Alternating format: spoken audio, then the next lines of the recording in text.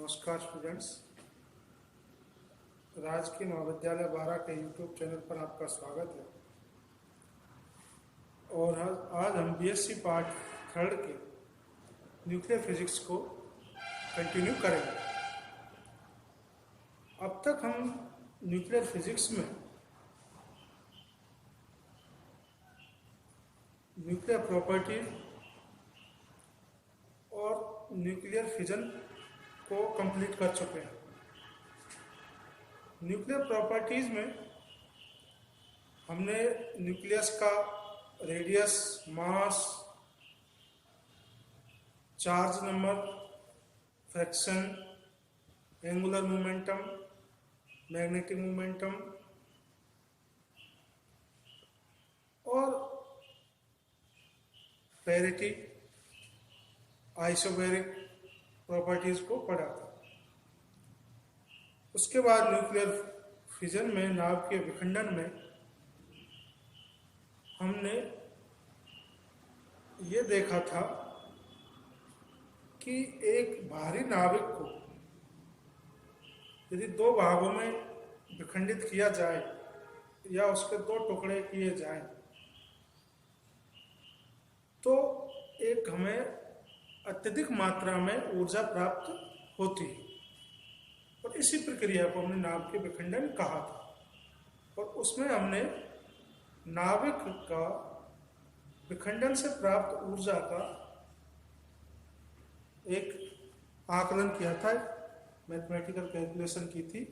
और जाना था कि एक परमाणु से कितनी हमें ऊर्जा प्राप्त होती है और 1 किलो से कितनी प्राप्त होती है, ये हमने कैलकुलेट किया था।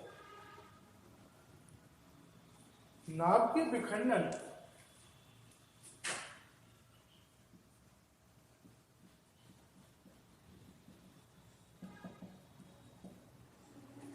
में हमने यूरेनियम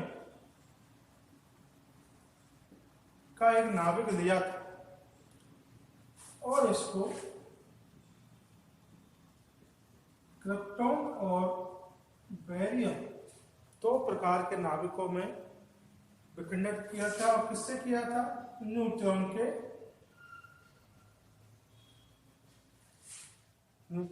को इस पर टारगेट किया था और उसकी ऊर्जा से ये जो नाभिक है ये दो भागों में बट गया था। और इसमें हमें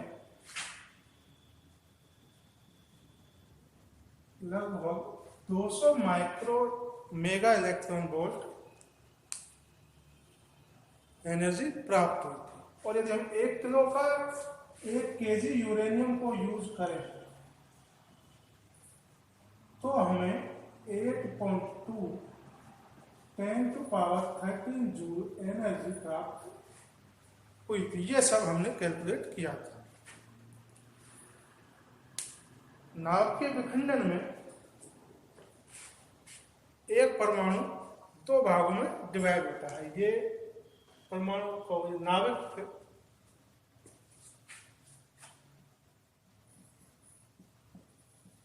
दो भागों में डिवाइड होता है और इन दोनों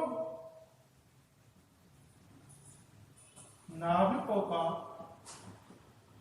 द्रव्यमान, जो विखंडन के पश्चात हमें जो नाभिक प्राप्त होते हैं उनका द्रव्यमान पहले वाले नाभिक से कम होता है। यानी कि mass of krypton plus mass of barium is less then mass of uranium 235। यानी कि इन दोनों का मास इससे कम होता है। तो ये मास कहां चला गया? ये मास चला गया किसमें? एनर्जी में। तो इससे हमें जो मास में कमी आई, द्रव्यमान में क्षति हुई, वो किसमें कन्वर्ट हो गई? ऊर्जा में कन्वर्ट हो गई। और इसी से हमें जो विखंडन से जो ऊर्जा प्राप्त होती है वो द्रव्यमान क्षति के कारण ही प्राप्त होती है और इसे हम विखंडन ऊर्जा भी कहते हैं। ठीक है। अब आज का जो हमारा टॉपिक है नाभिकीय संलयन।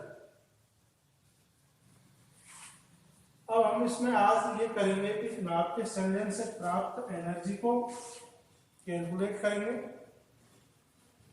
और विखंडन से प्राप्त एनर्जी से इसकी तुलना करेंगे, तो हमें पता चलेगा कि कौन सी प्रक्रिया, कौन सी नाभिकीय अभिक्रिया जो है ज्यादा उपयोगी है। तो आज का हमारा टॉपिक है नाभिकीय संलयन।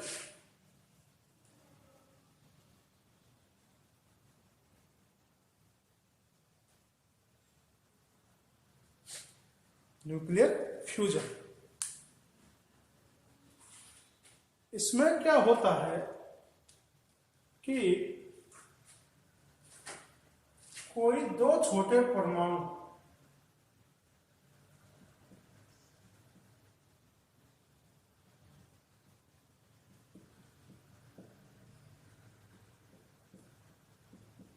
मिलकर एक बड़ा परमाणु बनाते हैं।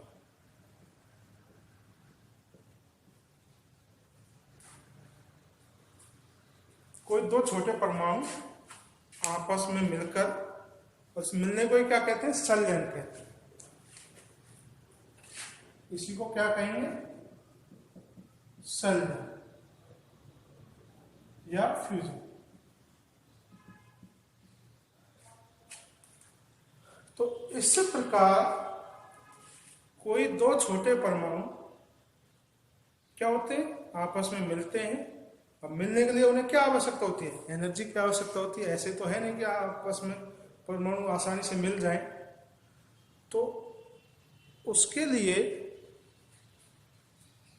दोनों परमाणु को ऊर्जा दी जाती है और वो दोनों परमाणु के जो नाभिक है वो आपस में कोलैप्स करते हैं, मिलते हैं और फिर एक बड़ा परमाणु नाभिक बनाते हैं।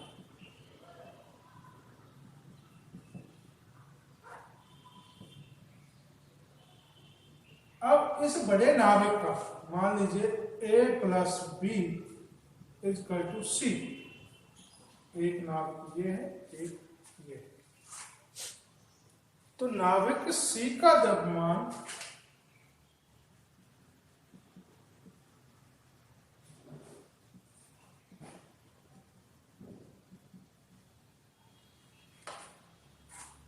जो है छोटा होगा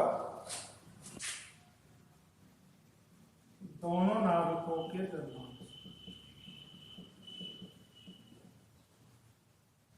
दोनों नाभिक कौन से?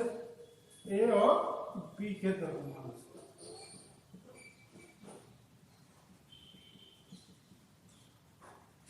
अब वही कॉन्सेप्ट यहां लगेगा कि भाई ये दो जो नाभिक थे इनका जो द्रव्यमान था ये आपस में मिल गए और एक द्रव्यमान वाला जो परमाणु है C बना दिया। तो इसमें जो द्रव्यमान की कमी आती है, क्या आती है? इसमें क्या आ गई? द्रव्यमान की जो क्षति हुई है या कमी हुई है वही किसमें कन्वर्ट हो जाती है? ऊर्जा में कन्वर्ट हो जाती है। और यही ऊर्जा का हम उपयोग अपने आवश्यक कार्यों में करते हैं। तो संलयन आपको समझ में आ गया। एक ऐसी नाभिकीय अभिक्रिया जिसमें दो छोटे नाभिक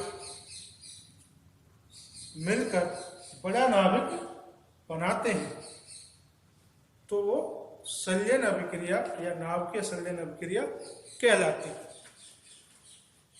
संलयन के पश्चात प्राप्त जो नाभिक होता है उसका द्रव्यमान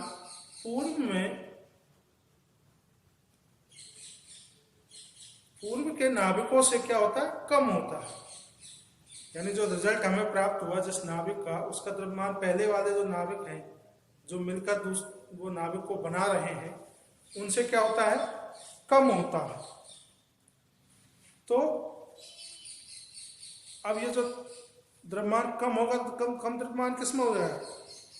जो द्रव्यमान कमी होगी वो किस में कन्वर्ट हो जाएगी, एनर्जी में कन्वर्ट हो जाएगी, और उसी एनर्जी को हम क्या कहेंगे, संलयन एनर्जी कहेंगे। यही कौन सी एनर्जी कहलाएगी, संलयन ऊर्जा। ठीक है भाई। अब हम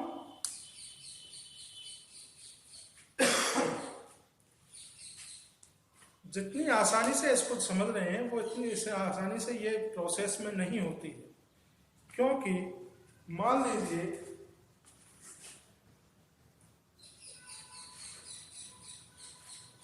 कि दो नाविक हैं,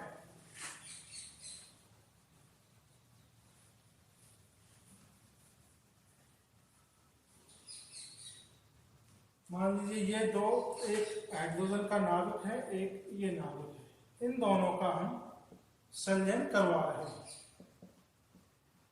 तो इसमें भी प्रोटॉन्स हैं और इसमें भी प्रोटॉन्स है। नाविक के अंदर क्या होते हैं, प्रोटॉन्स होते हैं। जब ये दोनों एक दूसरे के पास आते हैं तो इनके मध्य में क्या होगा, प्रतिकर्षण होगा। तो पॉजिटिव पॉजिटिव चार्ज कैसे आएंगे, पास में आएंगे, तो इन दोनों के मध्य में क्या होगा, प्रतिकर्षण होगा। और इस प्रतिकर्षण के कारण ये संलयन का क्या करते हैं, विरोध करते हैं। संलयन का क्या करते हैं, विरोध करते हैं। तो इस विरोध को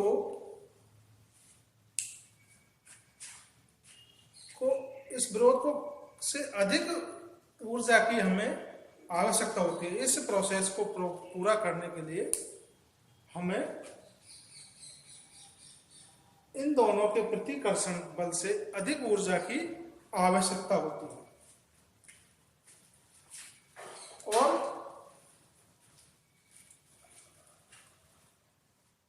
उसके पश्चात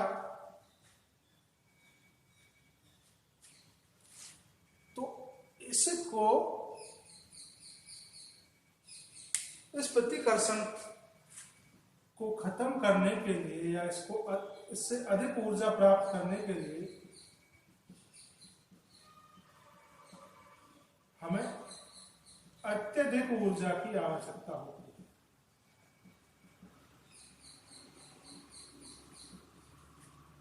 ठीक है भाई, यानी कि इस प्रतिकर्षण से अधिक ऊर्जा की हमें आवश्यकता होगी। तो इस संलयन अभिक्रिया के लिए जो आवश्यक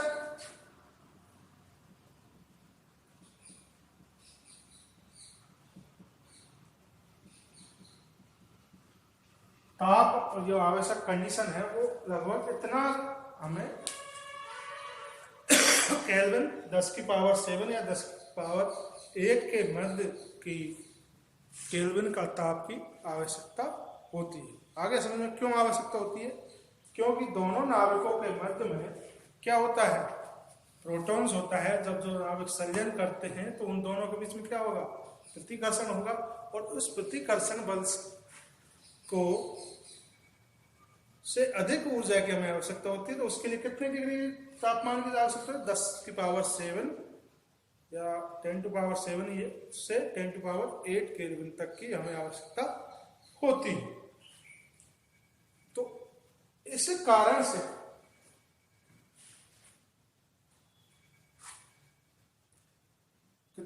इस कारण से इसको हम ताप नाभिकीय संलयन भी कहते हैं।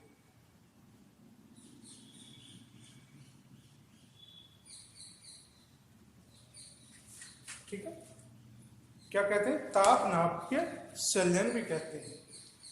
अब विखंडन में हम जो ईंधन के रूप में उपयोग में लेते थे वो कौन सी धातु या कौन सा नाभिक काम में ले रहे थे,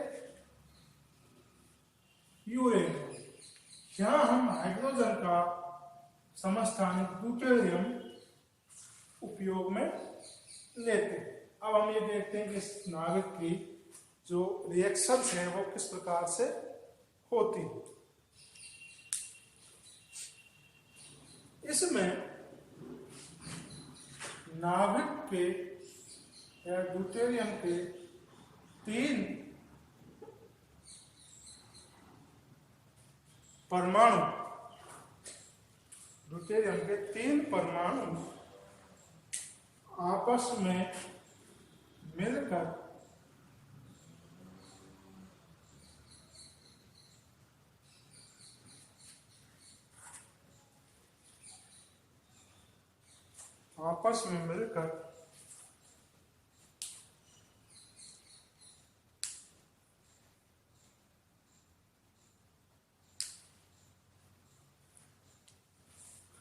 हीलियम बनाते हैं, हाइड्रोजन बनाते हैं और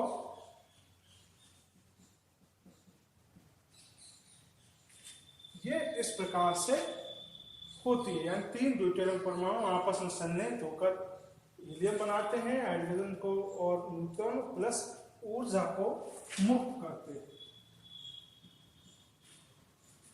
अब ये जो प्रक्रिया है ये 2 प्रकार से होती है। पहली बार में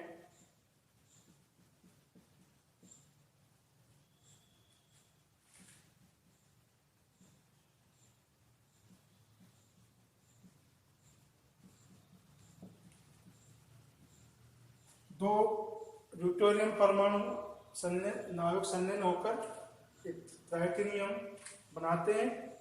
फिर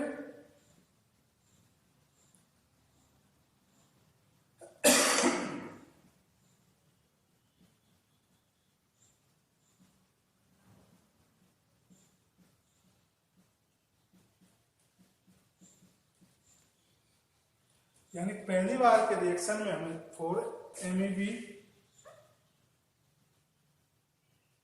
एनर्जी प्राप्त होती है, तथा दूसरी बार में 17.6 MeV एनर्जी प्राप्त होती है। तो दोनों टोटल मिलाकर कितनी एनर्जी प्राप्त हो गई? 21.6 MeV। और इसमें कितने परमाणु हमारे उपयोग में है? 3 परमाणु। तो एक परमाणु से कितनी मिल गई?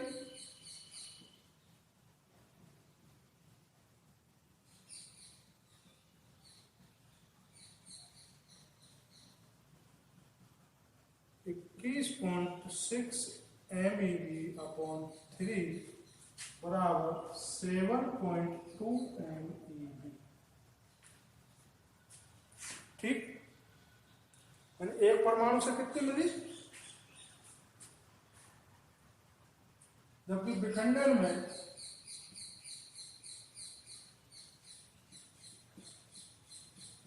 एक परमाणु से 200 MeV ऊर्जा में प्राप्त हो रही है। यहां हो रही है 7.2, वहां हो रही है 200 MeV। तो आप अब यहां कहोगे सर कौन सी ज्यादा उपयोगी है? एक परमाणु की हम तुलना करें तो हमें लगता है कि विखंडन जो प्रोसेस थी वो ज्यादा उपयोगी है। लेकिन जब हम 1 kg का आकलन करते हैं तो 1 kg में तो यहां इतनी प्राप्त हो रही है और यहां पर कितनी प्राप्त होती है हम देखते हैं कि 2 kg/D2 में परमाणुओं की संख्या होगी 6.02 10⁻26। तो 1 kg में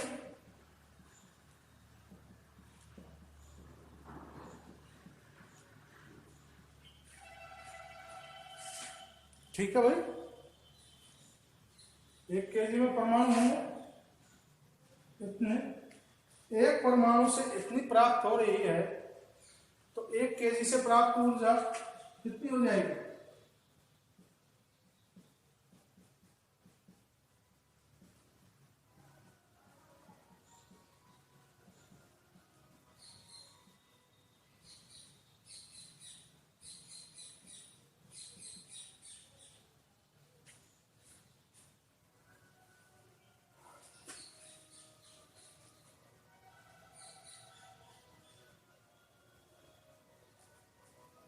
इसको हम कैलकुलेट करेंगे तो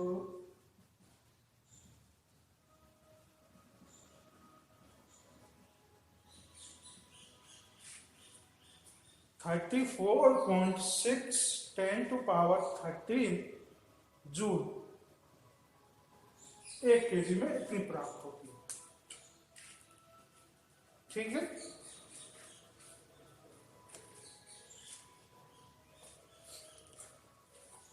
तो अब इनकी तुलना करें।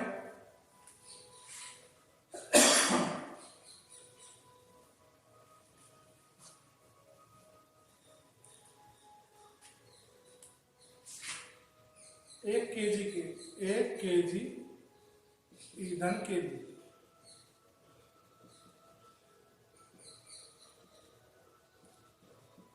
संलयन में प्राप्त ऊर्जा अपॉन विखंडन में प्राप्त ऊर्जा। संलयन में कितनी प्राप्त हो रही है,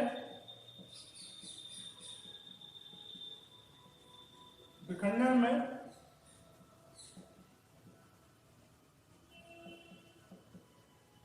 इससे ये कट गया 8 लगभग 4 गुना।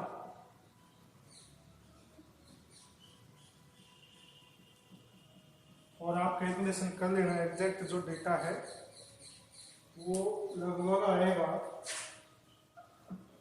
4.2 गुना अधिक ऊर्जा प्राप्त होती।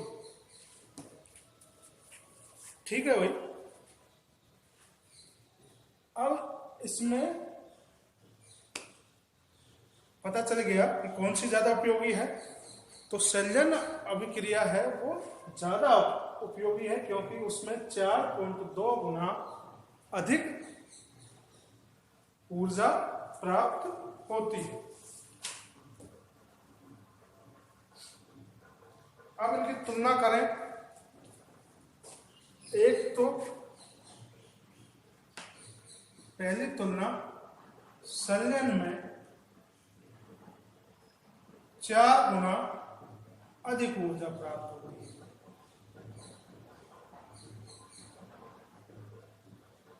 नंबर 2, विखंडन को हम नियंत्रित कर सकते हैं। किससे? नियंत्रक छड़ों से, जिसमें हम क्या उपयोग कर रहे थे, कैडमियम की छड़। और इसको हम नियंत्रित नहीं कर सकते, तो ये अनियंत्रित प्रोसेस है।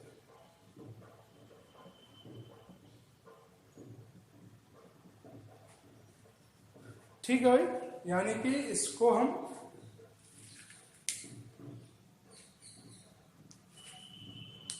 नियंत्रित नहीं कर सकते। ये केवल उच्च ताप पर कंप्लीट होती है, उच्च ताप की आवश्यकता होती है।